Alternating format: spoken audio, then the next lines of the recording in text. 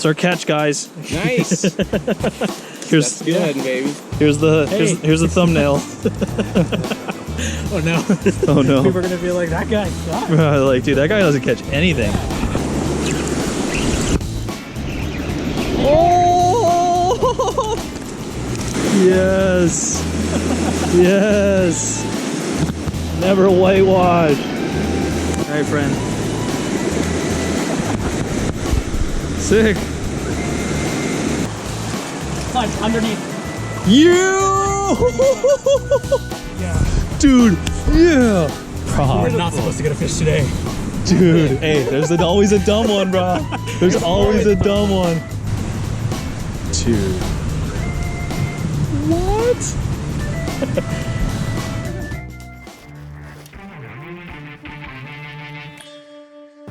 Bro. Look what I just caught.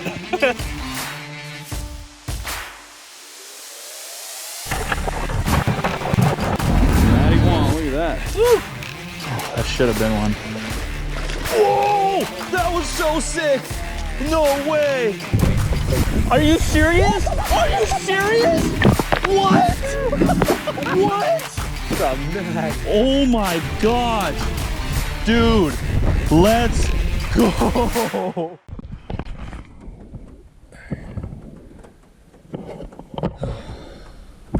Good morning, guys. That was a long night of rain. Got into the camp spot. Met up with my buddy. It was in downpour. Made myself some dinner and had a beer and passed out. It's 7 o'clock in the morning. The rain's still coming down. It's not looking good for fishing, but either way, we're gonna meet up with my buddy Pono, and we're gonna go and take a look at what the water looks like. And if it's completely blown out, it's just not our day today. But we'll see.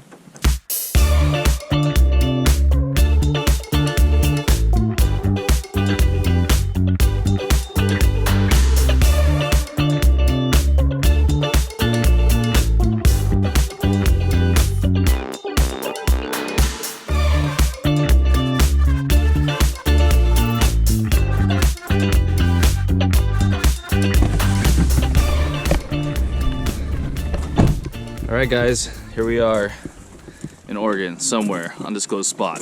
But I'd like to welcome you back to another episode of Capturefish. Today we're doing something a little different, like I mentioned in the previous episode. We're gonna go for some trout. I got Mr. Evan back. What's up? Good morning. Yeah, another familiar face to the channel. So check out our last little adventure. Last time I was up in Oregon, but yeah, man. Evan and I camped out last night. It was a wet one. It was a wet one, for sure. Oh man, so we're rigging up right now, but also got a new face right here, man. This is Pono, guys. The local boy from Hawaii, originally from Big Island. Yep, Kona. Kona. Super excited. But now out here in Portland, or not Portland, sorry, Oregon, doing his thing, freaking slaying it in the trout game and salmon and all this stuff. Like, I appreciate it. I'll link his Instagram handle right down here and check him out, give him a follow. But kind of tell us what we're gonna do today. Like, you know, give us a little bit of a. Stuff is all tangled up. I'm riding in the car, but I think we're gonna run a couple of things. That's why you gotta get yourself a Yakima rack right there, guys. That's my little plug. Good looking. Whoa! Look at this. So this is actually what I lost those 2 fish on last week. Okay. So I tend to run, at least in normal conditions, I'll run a double bead setup, and we can take that apart. Interesting. Oh, this is like 15 pound. 15 pound floral, Yeah. huh? Yep, 15 pounds. So I run. Look at this. I'll run 50. You know, anywhere between 50 to 65 Power Pro braid. Yep. I'm old school. Like that's just a bobber stop. That's dental floss though. Yeah. You can buy them, and people run little bobber stops and stuff like that. Bobber stop bead, corky, slip float, bead to protect your knot, 3-way swivel, 15-pound fluoro, down to some split shots. I bobber stop my beads a couple of inches above. And so when the fish bites it, right, and then you set the hook, it sets it, so you're not gut hooking them and stuff like that. Makes sense. Just in case you get a wild one. Yeah, and so you hook him in the side of the mouth usually, and then I run just off the bend of a hook another little bead. Look at that. And so, yeah, and those are little bobber stops. They'll slide, and let Just the a little fish, resistance, yeah. but just enough resistance to pull the float under. Gotcha. And then what we'll probably be running today is essentially the same setup, right? Bobber stop through your float. Yep. 3-way swivel, and then something like a pink worm. That's something that looks kind of familiar in my world. Just a pink worm. That's like a Ned rig. Yeah, essentially that's kind of what they look like. The idea is for this to float vertically in the water and kind of just come at their face, right? And they're gonna snap at it. So do they eat? Will they ever eat down? They will. Well, so a lot of times they're sucked to the bottom. Yeah. Right, and so a lot of times their fins are touching the bottom. Yep. And so they only got up to go. They can't. Got it. Can't get down. The idea or the system that I run with this, you'll hear a lot of people talk about bobber dogging, which is a little different. You actually, in bobber dogging, you want your lead to slowly drag on the bottom. Gotcha. And you have your floats going to float. Interesting. What I do, just because of where I fish, is I think it's technically called chandeliering. Huh. And the lead's actually not touching the bottom. Sometimes it'll tick. Yeah. If you have, But it's just keeping a straight line. It's keeping your float sucked down, and it's keeping your weight near the bottom, and which is why I have such a long leader. Like that's like it's like a 4.5, 5 foot leader. Whoa. And I put split shot, so I want my split shot tapping the bottom. Yep. And I want Those those beads just tumbling across the bottom, right? And it's gonna mimic a piece of a single row egg coming down. Yeah. And they're gonna snap at it and stuff.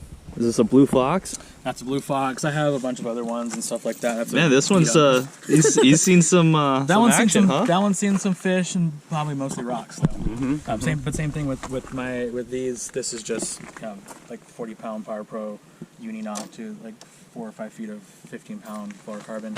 Perfect. I'll probably end up changing that out for a bigger spinner or something just because of the water conditions today. Okay. Again, same thing though. Like if you can get that to bounce along the bottom into their face, that's when they'll hit it. You think it's worth throwing the spinners still? Clarity. Like, what about? Did they ever eat like gold blades? Gold. I've caught steelhead and salmon on black spinners. I've caught them on Just like Michael Jackson. Yeah, Michael Jackson. That's a wonderful color. I'm a I'm big fan of like blue, Yeah. but honestly, for me, a lot of times it's about the just specific spinner itself. I'll find that like Just the perfect blade, like the spin I'll of it. find that one even after all that color wears off, it'll still work. Yeah. Right, and so Just that movement. it's the vibration, and some of them work better than others. Like you'll see ones that are just were purple and now are completely silver. And then those are just the ones. And they still work. Yeah. Man. Just like plugs, and you'll have Beat up lures. Yeah. you'll have a crankbait that always works, right? Dude, totally. And you'll have the same exact one, same make, model, everything, and it just won't catch fish the same way. Whew. Sick. It's a little different. Yeah. But big, long 9-foot rods. These actually are 8.6s. They're a little shorter, but Okay. 9-foot rods are kind of The thing. the standard 9-foot. There's people I know that fish 10, 12-foot rods. Yeah. Just because it gets lets you Get lift that the high line stick, off, the off the water. Wow. To mend it. In trout, high sticking is a good thing. In bass fishing, high sticking means a broken rod.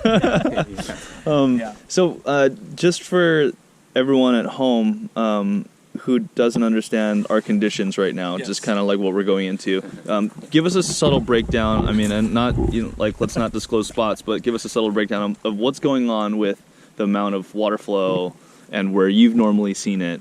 And what it's doing now. So right now, we're actually on the drop. We had a fairly large rain event come through the last couple of days. Essentially, the entire Willamette Valley and the entire Coast Range was either at a flood watch or a flood warning. Crazy. And so right now, we're about double normal flow or about double prime, conditions for this time of year. Super muddy. So there's a lot of color, a lot of debris in the water.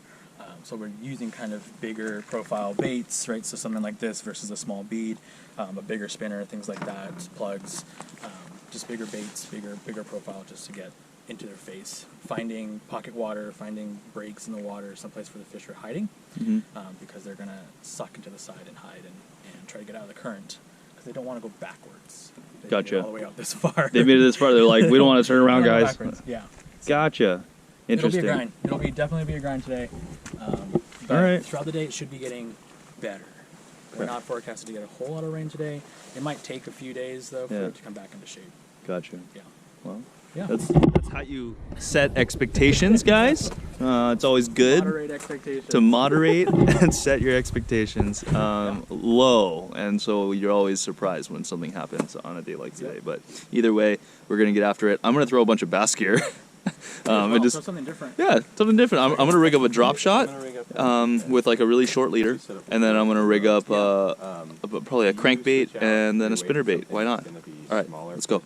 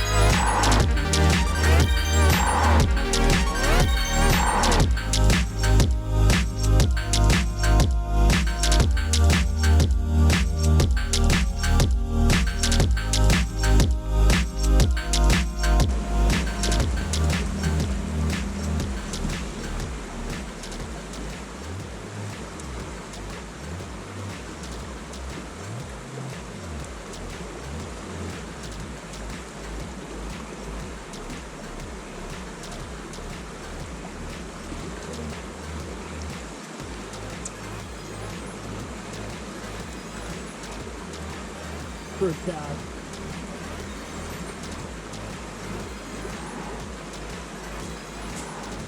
I suck.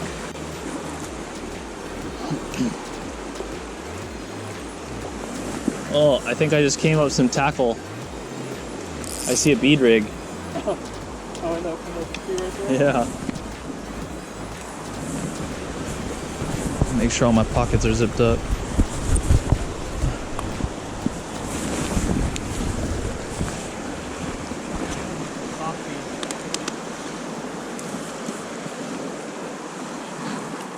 Yeah, it is a soft bead.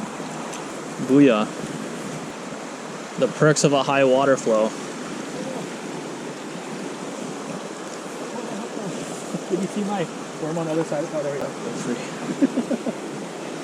Dude, look at this. That's a freshy hook. Oh, yeah. Yep. Oh, so that's the stopper, huh? Yeah, that's that white thing right there is the stopper, so it'll slide down. And then you should be able to slide into the bead. Interesting. Yeah. Whoa. It'll keep it from sliding down below that. But That isn't one's a little far, but... so in a perfect world, this would be like that. Yeah. 2 to 3 inches above the hook. Yep. And then you feel him. So when they bite, they'll grab that. Your float will go down, so they'll stop the bead, right? And your float will go down, and then when you set the hook, the bead will either slide out of their mouth or it'll slide down, and then that hook will come across on the outside. We'll wash him off and see what he is. What's a baby rainbow? Yep, it's a baby small. It's probably most likely. Let's see if it's. Here, I'm gonna wash him off real quick. Yeah, either that or. So this is a hatchery plant. Okay. So that's the baby. Yep, baby rainbow. And then you see that fin. Oh wait, Yeah, it's that's an there. adipose. No, it's wild. So it's a right? wild one. Yeah. It looked like it may have been clipped, but it's not. Yeah. Interesting. Yep. It's our catch, guys. Nice. Here's Steelhead, baby. here's the Hey. here's the thumbnail. Oh no. Oh no. People are gonna be like, that guy sucks. Like, dude, that guy doesn't catch anything. People We've been watching this and being like, Matty, you gonna release him? Yep. Okay, be free. Okay, safe release. yeah. We'll catch him in 3 years. Yeah. All right. Okay. Roll out. Ugh. All right. Spot 2, no bueno.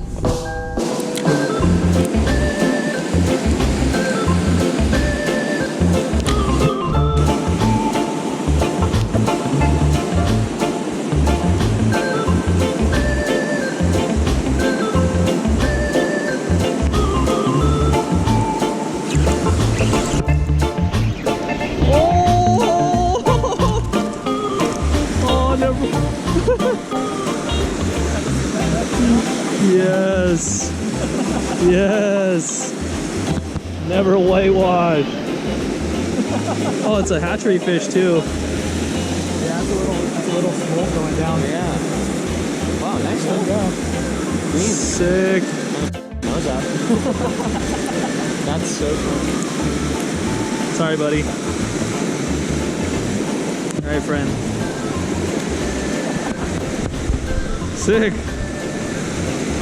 Finally got one.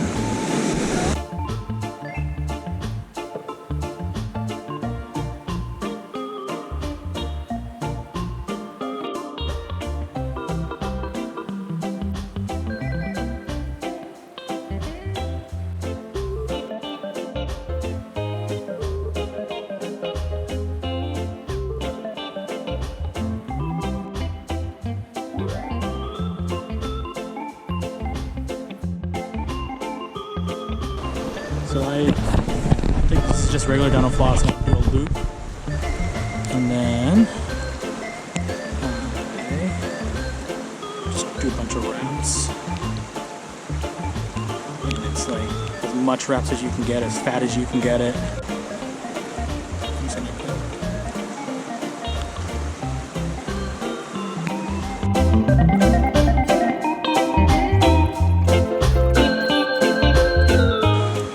See, that one I made before was really skinny, that's why it went through. Got it. And then go through there. And because that loop's underneath that, you can pull that loop back. Almost like underneath. a like the way that you tie, like it's almost like a snail knot Yeah. in a way. Yep. It's like its own little. Interesting. I've heard it referred to as a nail knot before. Yeah, nail knot. Yeah. Yeah. And then you can, a lot of times you can cinch that tag underneath, and I usually, the people leave them long, they like to see them. Yeah. I usually trim mine short, and then it just creates a fat little bulb that won't go over. Perfect. Sweet. Suck that and sit. And grab scissors, and then I can cut those tag ends off. I learned how to tie I don't know what it's called. a bobber stop. Bobber stop? Yeah. Yeah.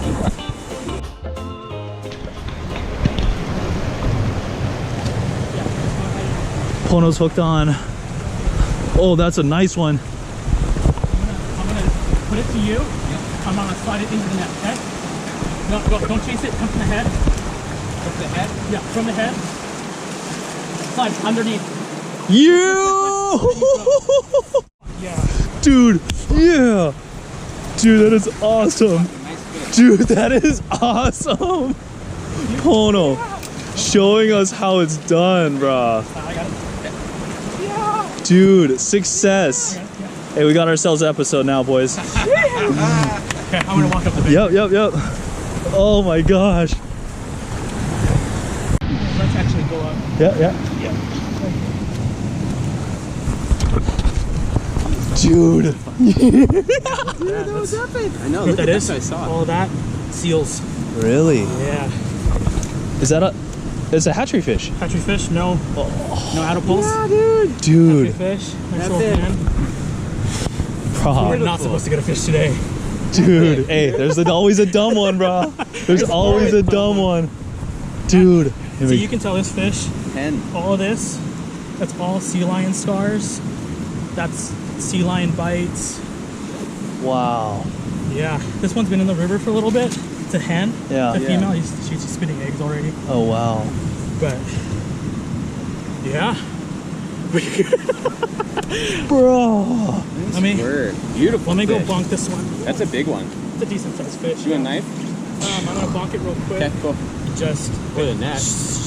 Well, that's probably more. That's a little older. Something else, yeah. But there's just so much stuff coming down the water right now that they're probably just Getting dodging hit. stuff. Yeah. That was my first thought, was maybe a log or something hit Yeah. on. But then you said sea lions, that makes sense. Yeah, those are all, that's classic sea Yeah, right. lions. Nice. Clean. I've caught fish with like guts hanging out.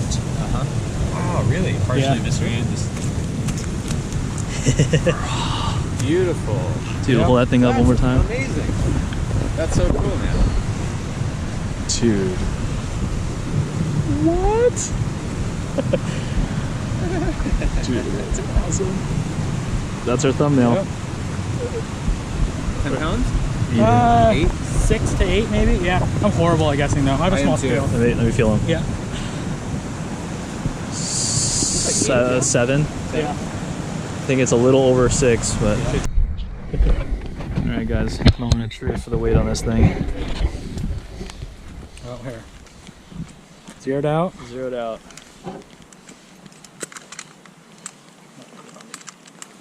I'm trying to put it on my fingers. What a tank. What does that say? I can't see it. Dude. 825. 825. Wow, that's more than I thought it was gonna be. Dude. Yeah, bro. That is a tank. That's a nice fish. Yes, that is. What are they telling you? What 4 to 8 was kind of standard? Yeah. So that's on the upper end of standard hatchery fish. That's But- incredible. Yeah. A little bit beat up. Beautiful fish though. That's it. That's a wrap, guys. Like, there's nothing else I can say to that. Like, very low expectations, as we said when we first started out, and he was just more so just wanted to show us the technique, and we found a dumb one. That was incredible. But that's gonna wrap up our episode today. Thank you guys for tuning in. Please hit that subscribe button if you haven't done so already. Check out Pono on his Instagram. I'm gonna link that down in the description below, and also my buddy Evan has a pretty cool podcast, which I'll link down below as well. But yeah, until the next time, you guys keep a tight line, and I'll see you out in the water. Aloha.